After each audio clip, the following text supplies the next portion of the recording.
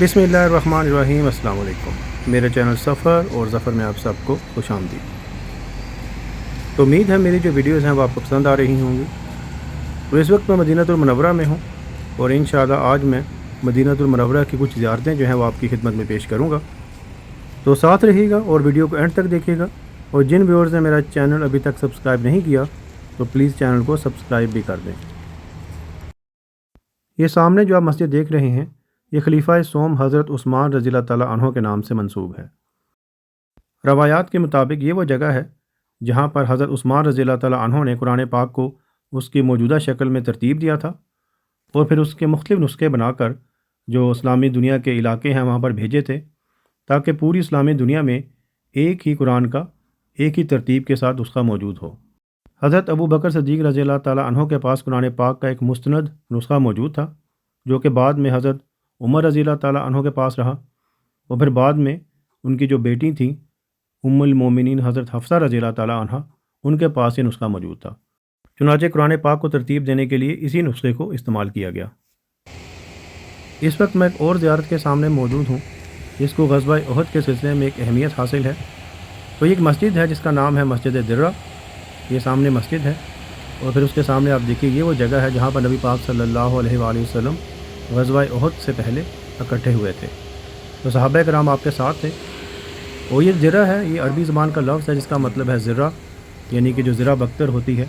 पुराने ज़माने में जो सिपाही होते थे और जो लड़ने वाली फ़ौज होती थी उन्होंने लोहे के बने हुए और इस तरह के मुख्तलिफ़ धातों से बने हुए ज़िरा बख्तर पहने होते थे ताकि जो तीर हैं और इसके अलावा तलवार है उसके वार से महफूज रह सकें।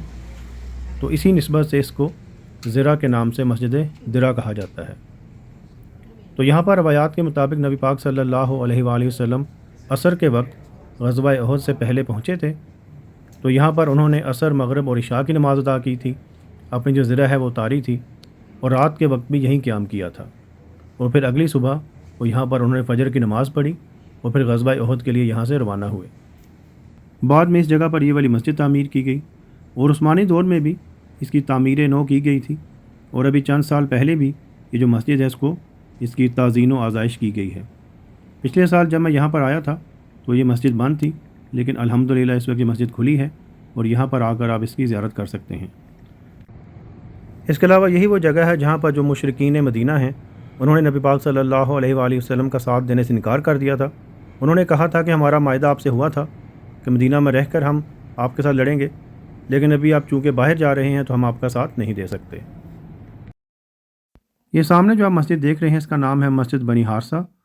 तो ये वो जगह है जहाँ पर नबी पाक सल्लल्लाहु अलैहि वसल्लम के दौर में एक सायादार दरख्त हुआ करता था और जब भी आप ग़ज़वा उहद के शहदा की कब्रों पर जाते थे तो रास्ते में ये दरख्त पड़ता था और यहाँ पर इसके साए तले आप सल्लल्लाहु अलैहि वसल्लम आराम फरमाते थे।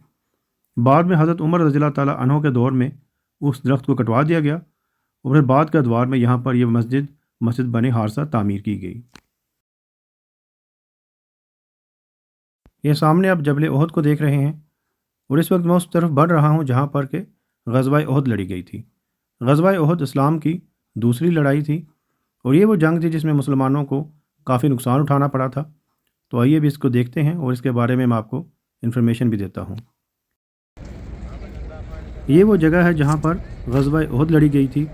इसके एक तरफ आप देख सकते हैं जबल उहद और जबल उहद के बारे में नबी पाक सल्लल्लाहु अलैहि वसल्लम की हदीस है जिसका मफ़हूम है कि उहद का पहाड़ जो है ये हमसे मोहब्बत करता है और हम इससे मोहब्बत करते हैं और ये जन्नत का एक पहाड़ है। ये वो अहाता है जहाँ पर ग़ज़वा उहद के शहदा की कब्रें हैं। तो थोड़े फासले पर दो कब्रें हैं और उनमें एक कब्र जो है वो नबी पाक सल्लल्लाहु अलैहि वसल्लम के चचा हज़रत अमीर हमज़ा रज़ियल्लाहु ताला अन्हु की है और उनके साथ एक दूसरे सहाबी की कब्र है और उसके बाद अलहदा से बाकी सहाबा की कब्रें भी हैं। तो ये जो जंग थी इसमें मुसलमानों को काफ़ी ज़्यादा नुकसान उठाना पड़ा था। नबी पाक सल्लल्लाहु अलैहि वसल्लम बज़ाते ख़ुद भी ज़ख्मी हो गए थे, उनके दंदाने मुबारक शहीद हो गए थे और वजह उसकी ये थी कि सामने अभी आप एक पहाड़ी देख रहे हैं इसका नाम है जबल रुमा और इसको जबल ऐनैन भी कहा जाता है।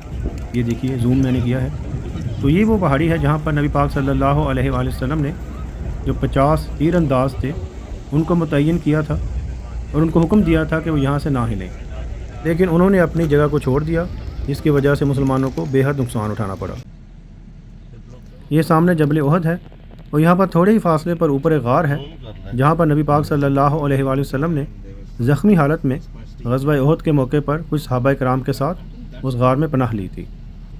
تو آپ صلی اللہ علیہ وسلم کافی زیادہ زخمی ہو گئے تھے، بلکہ یہاں تک افواہ پھیل گئی تھی کہ نعوذ باللہ آپ صلی اللہ علیہ وآلہ وسلم کو شہید کر دیا گیا ہے۔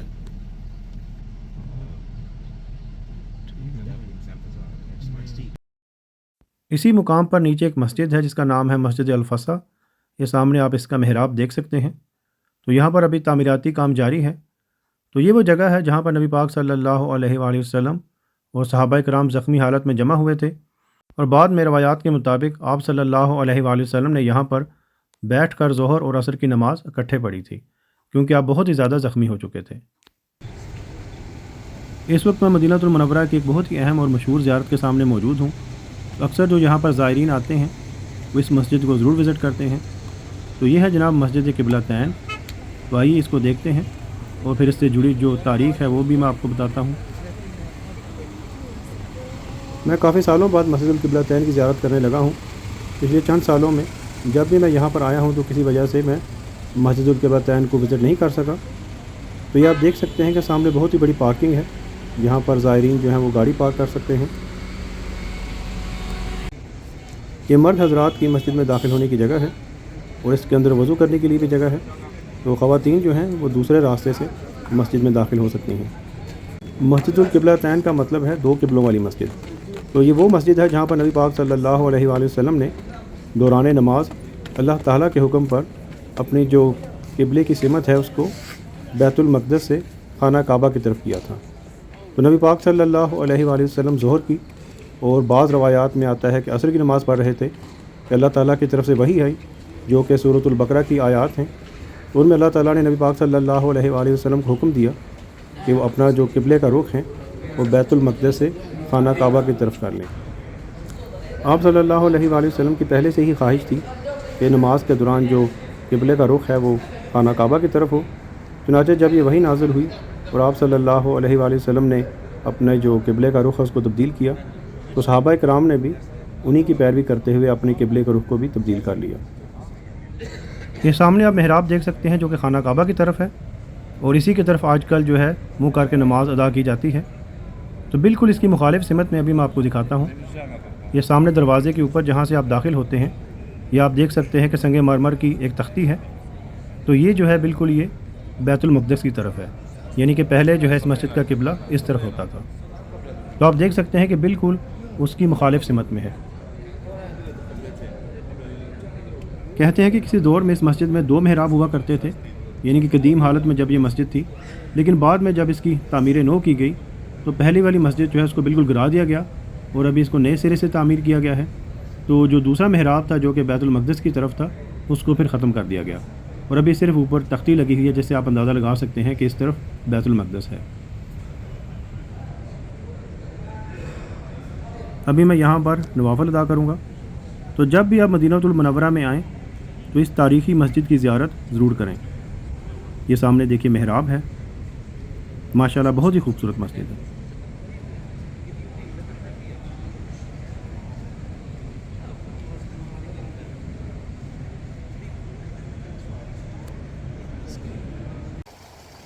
اس وقت میں حضرت سلمان فارسی رضی اللہ تعالیٰ عنہ کے باغ میں موجود ہوں۔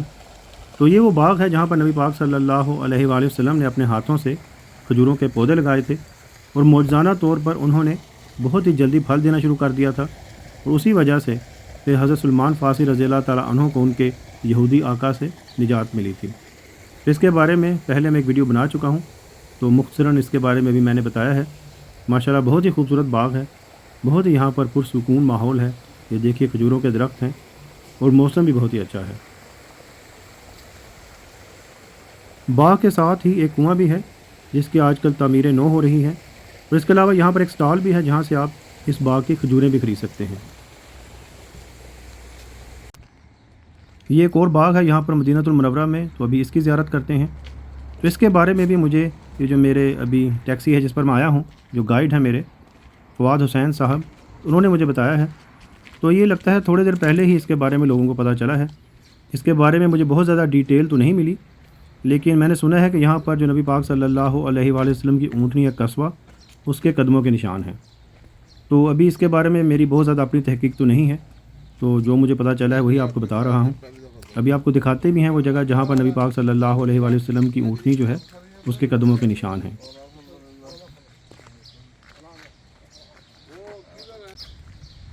ماشاءاللہ بہت ہی خوبصورت یہ باغ ہے۔ تو نبی پاک صلی اللہ علیہ وآلہ وسلم جب مدینہ المنورہ میں ہجرت کے بعد داخل ہوئے تھے تو وہ جس اونٹنی پر سوار تھے اس کا نام قصبہ تھا، اور یہی وہ اونٹنی تھی جو کہ پھر اللہ کے حکم سے صحابی رسول حضرت ابو ایوب انصاری رضی اللہ تعالیٰ عنہ کے گھر کے سامنے رکی، اور ان کو یہ شرف حاصل ہوا کہ وہ نبی پاک صلی اللہ علیہ وآلہ وسلم کی میزبانی کر سکیں۔ الحمدللہ مجھے یہ سعادت نصیب ہوئی تھی کہ آج سے چند ماہ پہلے میں استنبول جب گیا تھا ترکیہ میں، تو میں نے حضرت ابو ایوب انصاری رضی اللہ تعالیٰ عنہ کی جو قبر مبارک ہے اس کی زیارت کی تھی۔ اس کے بارے میں نے ایک ڈیٹیل ویڈیو بھی بنائی تھی، اس کا لنک میں ڈسکرپشن میں دے دوں گا، تو وہ ویڈیو بھی آپ دیکھیے گا، بہت ہی معلوماتی اور دلچسپ ویڈیو ہے، اور ان ڈیٹیل میں نے آپ کو ان کی جو قبر مبارک ہے اور وہاں پر جو مسجد ہے اس کے بارے میں بتایا ہے۔ تو یہ کہتے ہیں کہ اسی طرف جو چٹانیں ہیں جہاں پر قصبہ جو اونٹنی ہے اس کے قدموں کے نشان ہیں۔ کبھی دیکھتے ہیں تو یہ دیکھیے، یہ ایک نشان ہے اور یہ ایک نشان ہے، اور شاید نیچے جو ہے وہاں پر بھی چند نشان ہیں، یہ دیکھیں۔ جیسا کہ میں نے آپ کو بتایا کہ اس جگہ کے بارے میں میری معلومات محدود ہیں، تو اگر آپ کے پاس اس کے بارے میں مزید معلومات ہوں تو آپ کمنٹس میں اس کے بارے میں بتا سکتے ہیں۔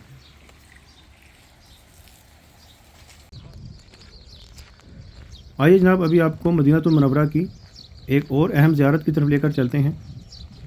تو شاید آپ نے یہ والی زیارت پہلے نہ دیکھی ہو، کیونکہ یہ بہت زیادہ مشہور نہیں ہے، اور میں خود بھی پہلی دفعہ ہی یہاں پر آ رہا ہوں۔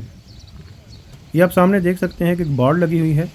تو پچھلے سال میں اس کی زیارت کرنے کے لیے آیا تھا، لیکن اس وقت آپ آگے نہیں جا سکتے تھے، یہ بارڈ جو ہے اس کے درمیان میں سے کوئی بھی راستہ نہیں تھا اوپر جانے کے لیے، لیکن ابھی انہوں نے راستہ کھول دیا ہے۔ یہ آپ دیکھ سکتے ہیں کہ یہاں پر یہ کارپیٹ وغیرہ بھی پڑے ہوئے ہیں، تو یہ ابھی اوپر جانے کے لیے راستہ ہے۔ یہ جو پہاڑی ہے جس کے اوپر ابھی میں چڑھنے لگا ہوں اس کا نام ہے جبل صلہ، تو ابھی اس کے اوپر جا کر دیکھتے ہیں۔ تو تقریباً یہ جو راستہ ہے تقریباً میرا خیال ہے کہ اوپر چڑھنے میں آپ کو 5 یا 6 منٹ لگیں گے، اور یہ آپ دیکھ سکتے ہیں کہ کافی یہ جو ہے راستہ جو ہے کافی یہ ڈھلوان ہے، تو آپ کے پاس بوٹس وغیرہ شوز اچھے ہوں تو پھر ہی آپ اوپر چڑھیں، مطلب سلپ ہونے کا خطرہ بھی ہے، لیکن بہت زیادہ مشکل بھی نہیں ہے، لوگ اوپر جا رہے ہیں۔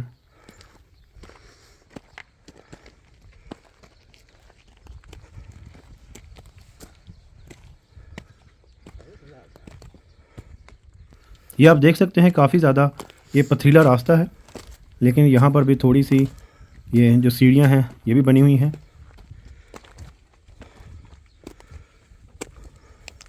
یہ جو پہاڑی ہے جبل صلہ، اس کے اوپر ایک غار واقع ہے جس کا نام ہے غار بنی حرام۔ تو یہ وہ جگہ ہے جہاں پر نبی پاک صلی اللہ علیہ وسلم نے ایک طویل سجدہ کیا تھا۔ تو ابھی اوپر چلتے ہیں، آپ کو غار بھی دکھاتے ہیں، اور اس کے بارے میں جو مزید انفارمیشن ہے وہ بھی آپ کو بتاتے ہیں۔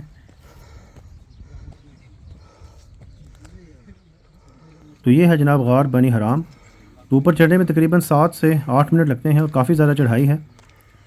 تو یہ آپ دیکھ سکتے ہیں کہ یہاں پر جائے نماز وغیرہ بھی ہیں، تو آپ یہاں پر نوافل وغیرہ بھی ادا کر سکتے ہیں۔ حضرت معاذ بن جبل رضی اللہ تعالیٰ عنہ نبی پاک صلی اللہ علیہ وآلہ وسلم کو ڈھونڈتے ہوئے یہاں تک پہنچے۔ انہوں نے نبی پاک صلی اللہ علیہ وآلہ وسلم کو سجدے کی حالت میں پایا۔